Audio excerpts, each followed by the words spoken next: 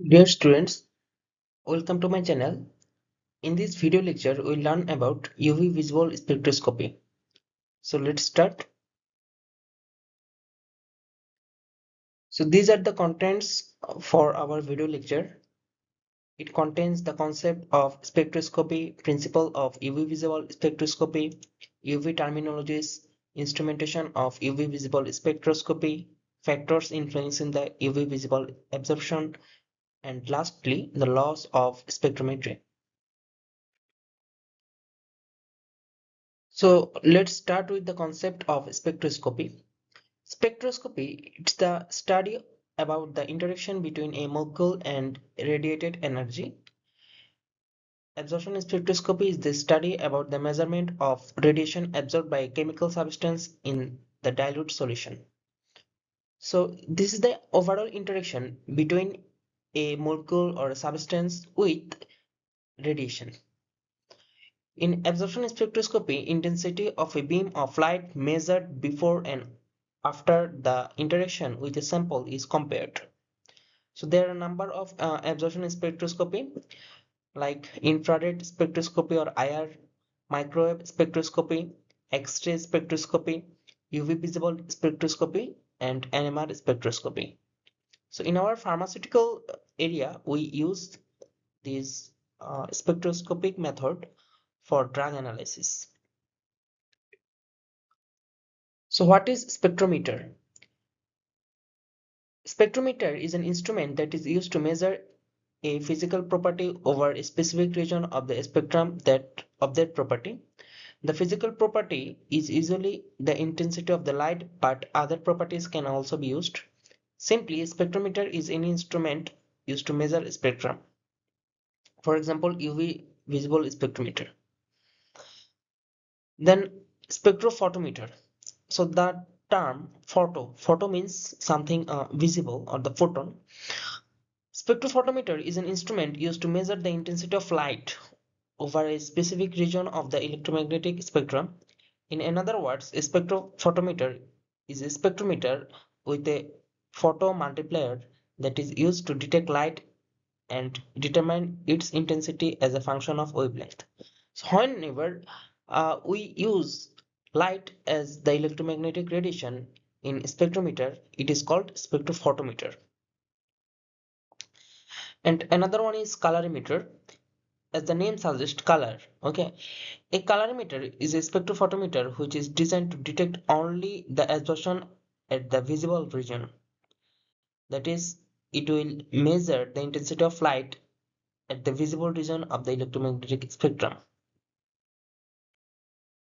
UV visible spectroscopy is a type of absorption spectroscopy where a substance is introduced to the different wavelength of UV visible region of electromagnetic radiation. In UV visible spectroscopy, electrons in a molecule absorb energy from the radiation and jump to higher energy state from their ground state. Vacuum UV region. UV light below 200 nanometer excites sigma bond electrons of chemical compounds. However, this region is relatively uninformative and difficult to measure due to absorbance of radiation by air. In order to measure absorption of UV radiation below 200 nanometer, air must be removed from the UV spectrometer. Hence, this region is called vacuum UV region. UV light above 200 nanometer excites pi bond electrons, and the region gives informative spectra and can be measured easily. So we'll discuss this later, that UV light below 200 nanometer, for example, for alkyl or some alkanes, this appears in the vacuum UV region. So it's very difficult to measure because air also absorb uh, radiation in that region. So there may have different coincidence between air and the substance. Absorption of electromagnetic radiation. When a beam of electromagnetic radiation passes through a transparent medium of the substance under analysis must be in solution for proper analysis. The radiation is absorbed or transmitted by the substance. The absorption of the radiation depends on the chemical nature of the substance, wavelength of the radiation. The radiation not absorbed is transmitted by the substance is called transmitted light, which can be measured by an instrument called spectrophotometer. The record is called the spectrum of that substance. When electromagnetic radiation is absorbed by a molecule, it undergoes transition from a state of lower to state of higher energy. So let's discuss this. If this is a vial, we keep sample here, then UV light is passed through it. Whenever incoming light is passing through the sample will absorb some of the light, and ultimately some of them would ultimately be transmitted here. So this is the transmitted light T, and this is the incident incoming light I, and the absorbed light here is the A. So this is the overall phenomenon. By analyzing the transmitted light, we usually uh, get idea about the substance which has been kept here. State of electron, as we have already suggested, there can be two states of electrons like ground state and excited state. So let's jump into the previous example. In this vial, we kept the sample. Okay, we are applying radiation, and after absorbance some of the light is being transmitted. Okay, so what is happening within these substances? Actually, whenever we think about this is the ground state of any substance, and this is the excited state. Whenever they are getting radiation, what is happening? The electron is moving from ground state to the excited state. This is happening here. Okay, so this phenomenon is related to the drug or the substance or the compounds or molecules that are under analysis. So ground state, the electrons of a molecule present in their respective outermost orbital and molecule exist in that state of lowest energy. And excited state is electrons of a molecule absorb electromagnetic radiation and rise to the excited state. So this is the higher energy state and this is the lower energy state. Excited state are less stable than ground state because one electron of a bond present in the molecule, another one is apart due to the absorbance of energy. Absorbed energy exactly matches with the energy difference between the ground state and excited state.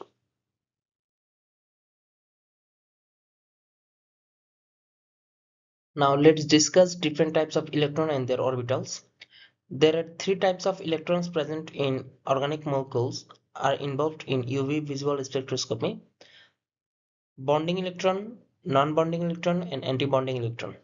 So bonding electron are present in ground level. Okay, for example, this is a methanol group, formaldehyde. So we can see here the bonding electron are between carbon and hydrogen, hydrogen and carbon, carbon and oxygen. These are the bonding electrons. So sigma electron is present in saturated compound, pi electron is found in unsaturated compound. Then non-bonding electrons. So these are lone pair electrons in the outermost shell and not involved in bond formation between the atom in a molecule. They remain in ground level and their energy level is higher than bonding electron of that molecule. For example, we already know NH3. Okay, we see here two electrons as non-bonding electron. So this pair is non-bonding electron.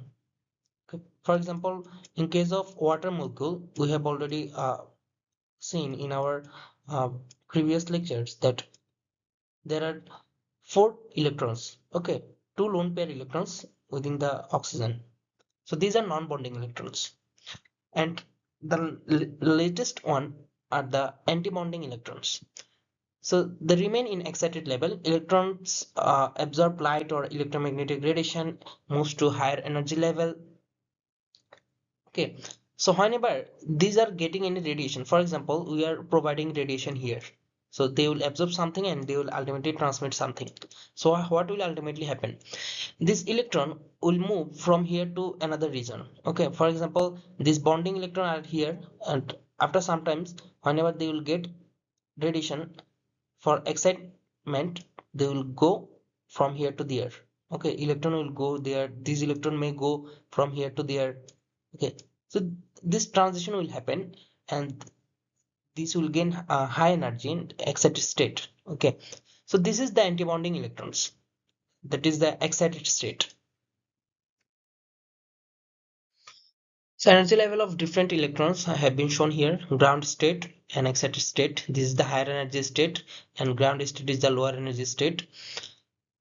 This is a sigma electron, sigma bond. Whenever electron radiation is getting, it's converting to pi, or it's converting to sigma, whatever else. So there are a number of electronic transitions, as we have discussed earlier. From sigma, it can go to sigma excited. From sigma, it can go to pi excited. From pi, it can go to sigma excited. From non-bonding electron, it can travel to the upper sigma excited or pi excited. According to the molecular orbital theory, when a molecule is excited by the absorption of energy, its electrons are promoted from a bonding to an anti-bonding orbital. Okay, the energy required for the various transition will be the following order, because for sigma to sigma, very higher energy is needed. Then for n to sigma, non-bonding to sigma, more higher energy is needed. Okay, means from pi, it's higher than pi. Okay, for pi to pi excited, energy is needed, but lesser than that of sigma. And lowest energy is required for non-bonding to pi. Why non-bonding to pi? Because this level is very narrow. Okay, this range is very narrow. For by getting small energy, it can ultimately go from n to pi excited. Okay, but if you think about that, that sigma to sigma excited, the gap is more, and that energy needed would be much more higher. So electrons of an atom or molecule at ground state absorb electromagnetic radiation and transit to the excited state. So these are the transitions. So let's discuss one by one. So this is pi orbital, for example, between carbon and carbon. Okay, for example, this is CH3 CH3. This is ethane. So this is a sigma bond. Okay, electron is existing between two atom, like that. But whenever they are getting excited, what will ultimately happen? The electron will shift from here to there. Okay, so ultimately what would be the scenario? This carbon will get excited, this will ultimately get excited. This is the excited condition, a very high energy condition and very unstable condition. Okay, whenever they are in bonding condition, they have shared their electron equally, but whenever they have got excited, ultimately this situation begins. An electron of sigma bonding orbital absorbs energy and moves to sigma anti-bonding orbital. The sigma to sigma transition is a high energy process since sigma bonds are very strong. It requires radiation of short wavelength of 10 to 200 nanometer to excite the sigma electron. The oxygen of the air also absorb energy and get excited, thus giving a faulty result. We have discussed this earlier in vacuum UV region. To study such transition, distance between the light source and sample must be in vacuum condition. Therefore, organic compound having sigma bond do not show absorption in the near UV and visible light region. That is why we don't use UV visible spectroscopy for sigma to sigma excited transition. That is why we cannot use UV visible spectroscopy machine for alkane, alkyl halides, like that. For example, methane shows an absorbance maximum at 125 nanometer, which is very much less, because we know the UV visible range is 200 to 800 nanometer. Okay, so sigma to sigma transition happens below 200 nanometer because it is in higher energy.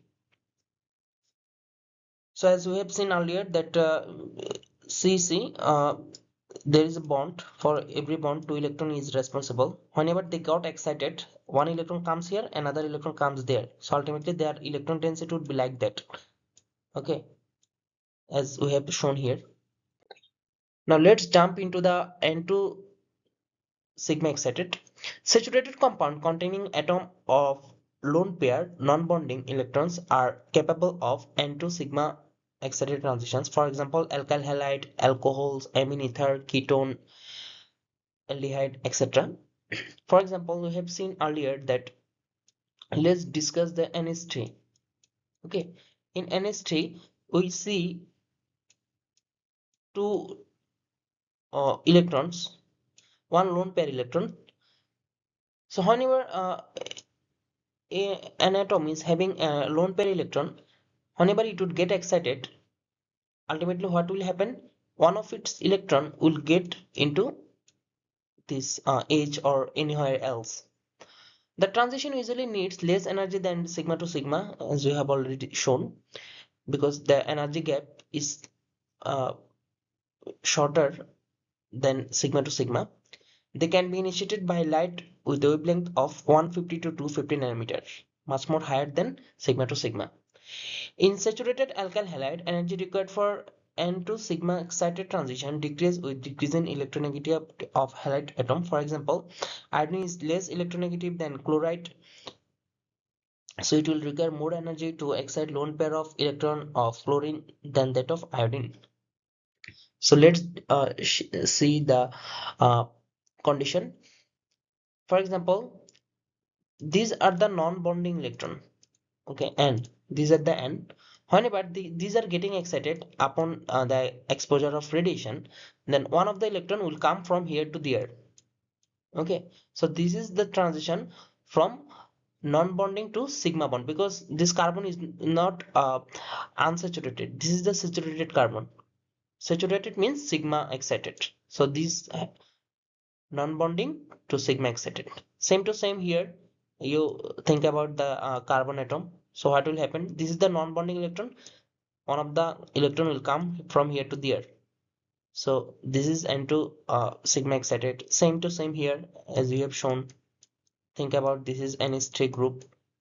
Then what will happen? Upon excitement, one of the electron will come from here to there, or here to there, anywhere else. So this transition is N2 sigma excited. Same happens to sulfide linkage. Pi to pi transition. This is one of the crucial transition for our UV visible spectrometry, because we will see that this transition is very much easier for the shorter energy gap, and that's why uh, the unsaturated compounds can be easily analyzed by UV visible spectroscopy. The pi to pi transition takes place when the pi electrons transit to pi antibonding orbital. Unsaturated compound containing conjugated double bonds or triple bonds and aromatic compound are capable of pi to pi transitions. So this is very crucial transition for our UV visible spectrometry. Excitation of pi electron requires less energy than that of sigma electron. Therefore, it shows absorption near UV and visible light region. So another crucial transition for our UV visible spectrometry is N2 pi excited transition. This N2 pi transition takes place when non-bonding electrons transit to pi antibonding orbital. Energy requirement for N2 pi excited transition is the lowest. Why lowest? Because of the short energy gap. Therefore, it occurs at longer wavelength. So why at longer wavelength? Because we have already seen that according to the equation, E is equal to S nu. Okay, S nu means E is equal to S C by lambda. We have already discussed this.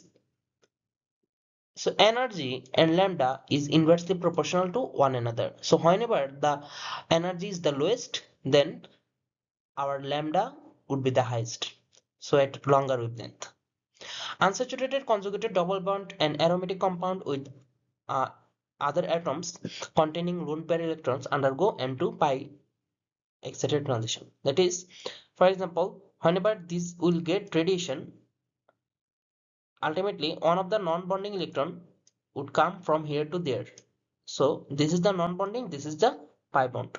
So that is why it is called N to pi excited transition.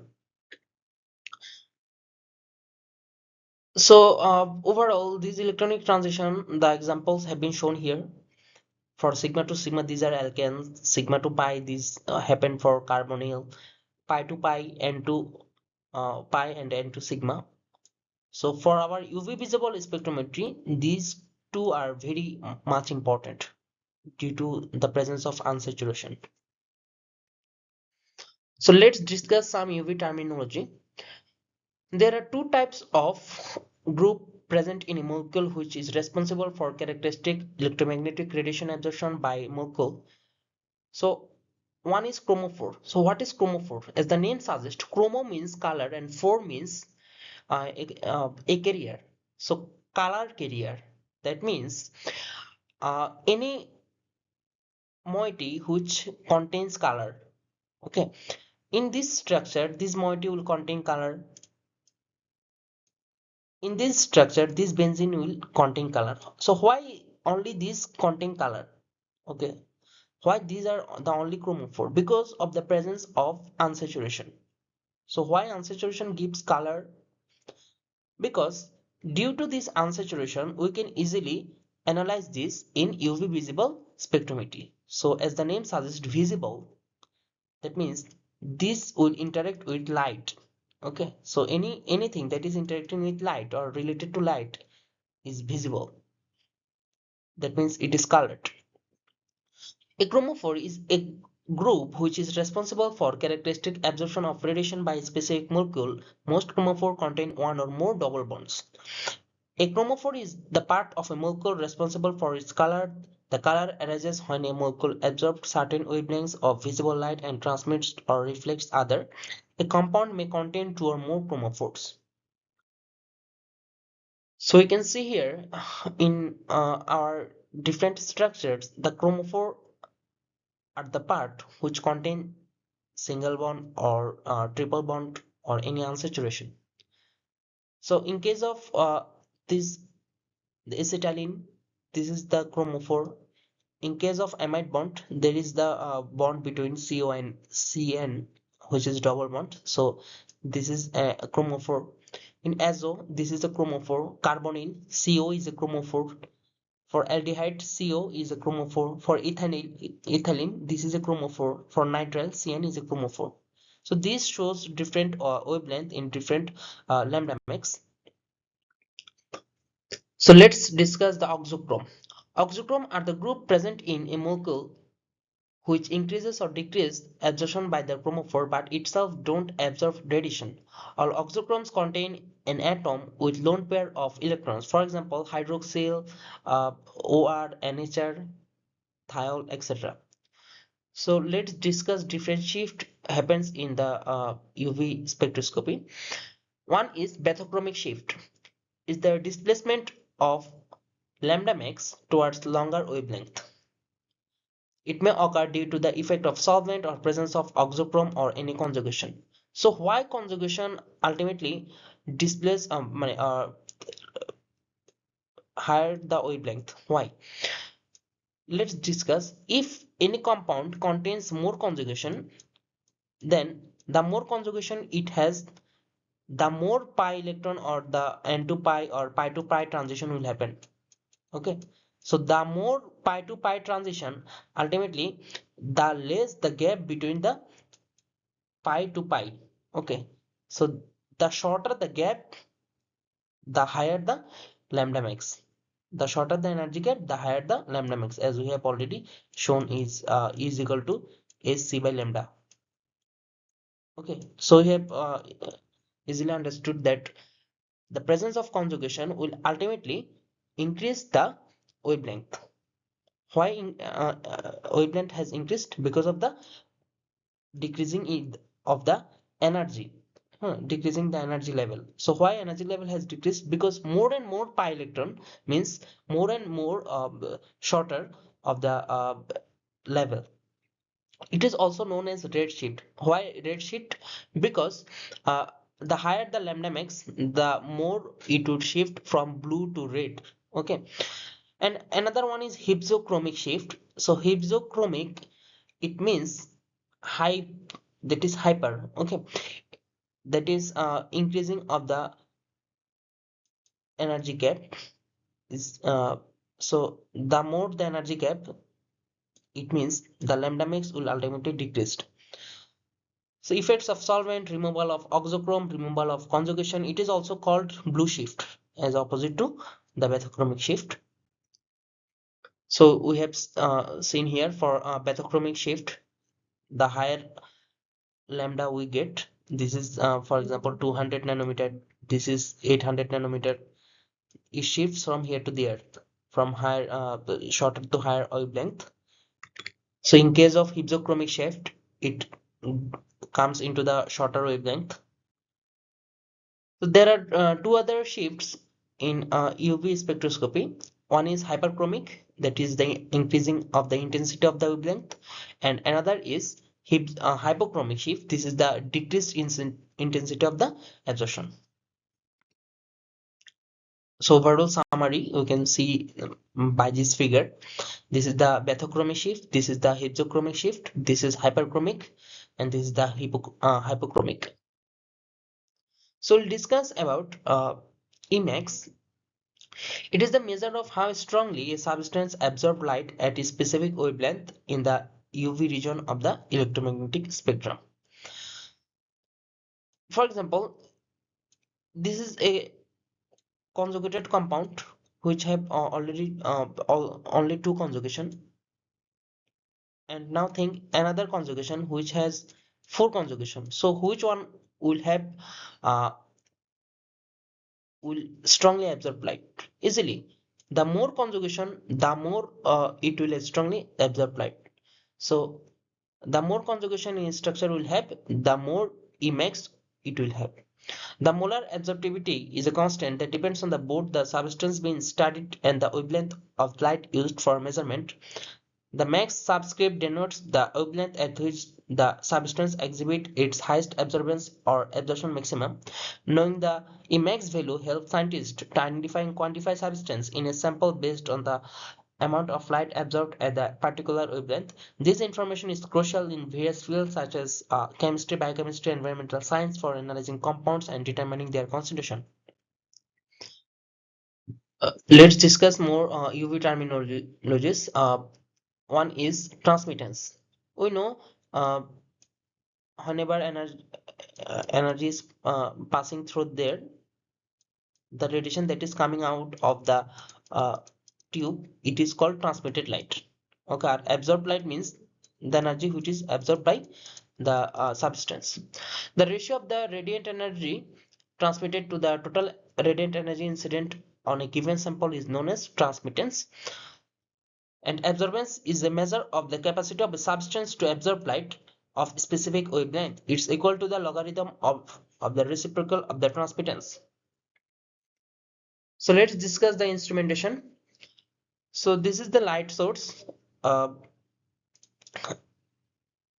this is a monochromator. This full system is a monochromator. Then sample compartment, we keep the sample here. Our ultimate target is to passing a single beam light through this sample, and these will ultimately get transmitted and come into the detector. Okay, by the recorder, which is usually computer, we get the absorbance. Here we can easily understand the overall UV visible spectrophotometer. We see the provides the video. source of light. This is the light The source. beam of This light is the overall strikes the monochromator. diffraction This is the grating, exit which slit. works like a prism This is the and sample, separates the and light here into it its is the component detector. So wavelengths. how light is The coming? Let's grating see. is rotated so that From the only a sample specific wavelength of light, light reaches from the the exit source light, slit. the Then light the is light coming. interacts with There the is different sample. wavelengths light, but From only this one point, the detector measures unidirectional the light is coming transmittance towards and the absorbance sample. of the sample. So the sample is Transmittance getting refers to the amount unidirectional of light, light that and passes this is the completely through the transmittance sample that and is strikes the detector. transmitted by the sample, and Absorbance this is is a the measurement of absorbance light that is which we absorbed measure in by the UV visible spectroscopy. This is the detector. So this is the overall approach for determining the absorbance in UV visible spectrometer. This is a double beam UV visible machine. So let's discuss different components one by one. First one is light source. Tungsten filament lamps and hydrogen deuterium lamps are the most widely used and suitable light source as they cover the whole UV region. Tungsten filament lamps are rich in red radiations. More specifically, they emit the radiation of 375 nanometer, while the intensity of hydrogen deuterium lamps fall below 375 nanometer. Monochromator. Monochromators generally are composed of prisms and slits. Most of the spectrometer are double beam spectrophotometer. The radiation emitted from the primary source is dispersed with the help of rotating prism. So as the name suggests, monochromator. So the light that is emerged from the light usually multidirectional. So monochromator helps in unidirecting the light. The various wavelengths of the light source, which are separated by the prism, are then selected by the slits, such the rotation of the prism result in a series of continuously increasing wavelength to pass through the slits for recording purposes.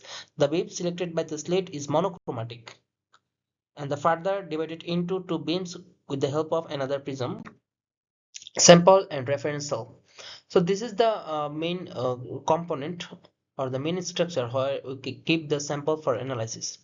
One of the two divided beams is passed through the sample solution and the second beam is passed through the reference solution.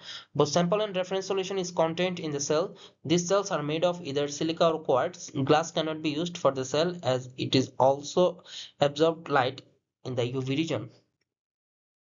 Then detector. Generally, two photocells serve the purpose of the detector.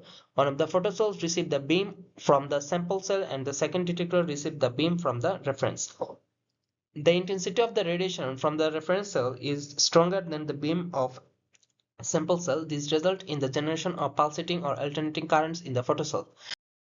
So another one is amplifier. Sometimes we use amplifier for amplifying the detection. The alternating current generated in the photocell is transferred to the amplifier. Generally, the current generated in the photocell is very low intensity. The main purpose of the amplifier is to amplify the signal many times so that we can get clear and recordable signals. The last one is recording devices. Usually it is a computer. Most of the time amplifier is coupled to a pen recorder which is connected to the computer. The computer stores all data generated and produces the spectrum of the desired compound. So a single beam and double beam spectrometer has been shown. In a single beam, we use either sample or reference, but in case of double beam, we can use both reference and sample at a time. So one of the important question regarding examination is factors influencing the UV visible absorption. So uh, see different factors like solvent, pH of the solution, temperature, concentration, conjugation. These are the factors which affects the UV visible absorption. First of all, let's discuss the solvent in which our drug is dissolved. Okay, it will ultimately impact the absorption. So let's see. This depends on the nature of the interaction of the particular solvent with the environment of the chromophore in the molecule under study. It is usually observed that ethanol solution gives absorption maximum at longer lambda than hexane solution. So you can easily understand that more polar, the longer would be the absorption. So why? Changes in the polarity of the solvent can influence the shift to the longer or shorter wavelength by changing the energy gap between the electronic state. So let's see what is happening. Increasing the solvent polarity, this uh, in this case, ground state stabilized more. So why ground state is stabilized? Because in case of a polar solvent like ethanol, it is having some hydroxyl group. So it's already the ground state is stabilized than the excited state because it's already having some polar component like hydroxyl. But in case of hexane, it doesn't happen. Why it doesn't happen? In case of hexane, ground state is not stabilized because hexane don't have any uh, polar group. Hexane is just a 6 carbon group. Okay, there is no polar component in this structure. So whenever ethanol is having the hydroxyl group, its ground state is stabilized, already stabilized. So whenever ground state is established, it means larger energy gap. Okay, so the higher energy photon needed, so that the larger is energy gap, so that means higher energy is photon needed, and we know the higher energy gap, the wavelength would be shorter. So the shorter wavelength, we called it hypsochromic shift. So that is how actually increasing the polarity of the solvent will ultimately impact the uh, lambda max. Non-polar solvent do not interact with the solute molecules either in the ground or excited state. Our next factor is pH of the solution. So pH of the solution should be in bufferized condition. That is, should not be too high or too low. That is, it shouldn't be too acidic or too basic. Okay, otherwise it may interact with the compound. The buffer, though, need to be transparent over the wavelength range of the measurement. If the buffer absorb radiation, absorbance reading attributed to the analyte may be higher than they should, because the buffer and analyte absorption will add together at each wavelength. So we should use a buffer which will not ultimately absorb light. If the optimum pH buffer solution is suitable with analyte, the absorbance spectra will show clear peak of the analyte and vice versa. Our next factor is temperature. Just think that whenever we are, this is the sample solution, we are increasing the temperature of this media, then what will ultimately happen?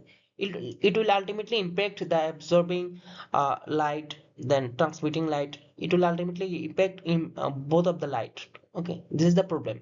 The increasing of the temperature will ultimately affect the situation, because whenever we are increasing the temperature, it will ultimately increase the noises, the movement of the particles here. Okay, because whenever energy is given or the temperature is given, the rotation or the vibration or the movement of the particles in that solution will increase, which will ultimately impact or will ultimately affect the result in the recorded. To get more accurate result, the spectrum need to be taken at specified or constant temperature. Band sharpness increases with the decreasing temperature. Position of the absorption maximum doesn't move or moves very little toward the longer wavelength side with decreasing temperature. The total absorption intensity is approximately independent of the temperature. You can see here, whenever we are using the lower temperature, we can have a sharp band. Okay, this is a band, this is a band, a very good structure, very good absorbance or peak.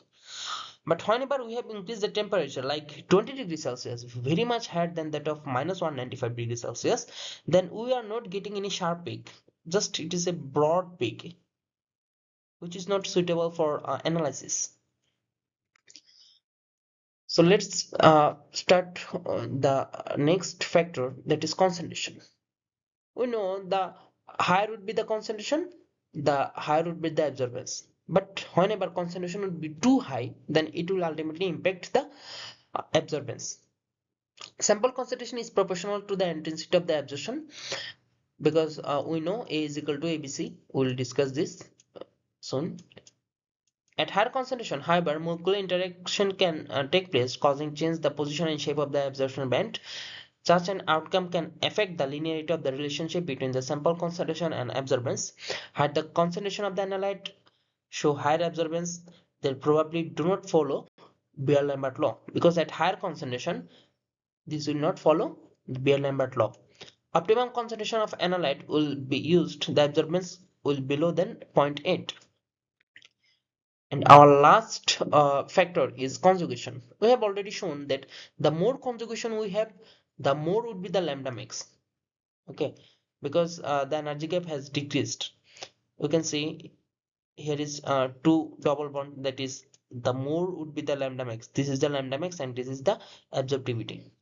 We have already discussed earlier that the more double bond, the more would be the lambda max and the more would be the absorptivity. There is three conjugation. That is why lambda max will be increased more. And this is the structure of beta carotene. We can see here there are a lot of double bonds unsaturations, so lambda max will be too high, and also the absorptivity.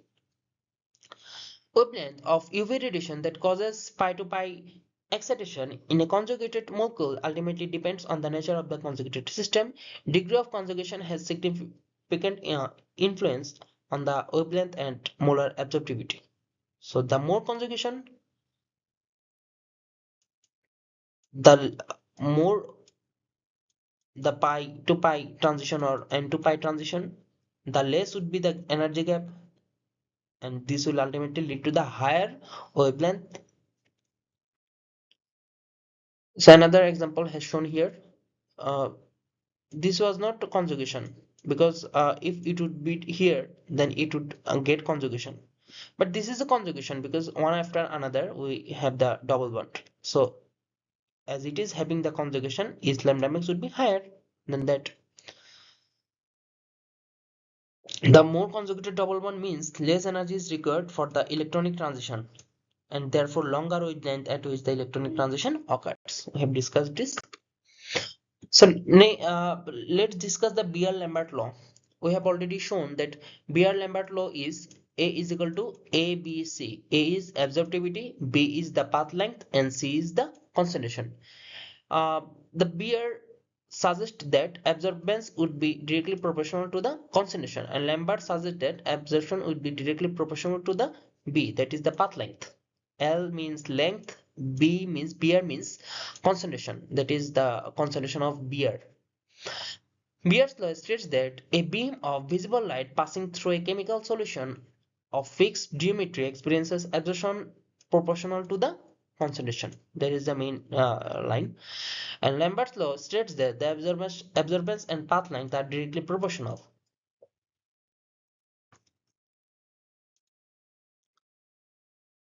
So this is the overall formula, that A is equal to EBC. So a problem has been shown here. This is very simple formula, that A is equal to ABC, where the value have been set it here, and we ultimately get the result. Please do that yourself. Here is another problem. Solve it yourself. So this is overall description of UV visible spectroscopy. If you have any confusion, please inform me in the comment section. Thank you.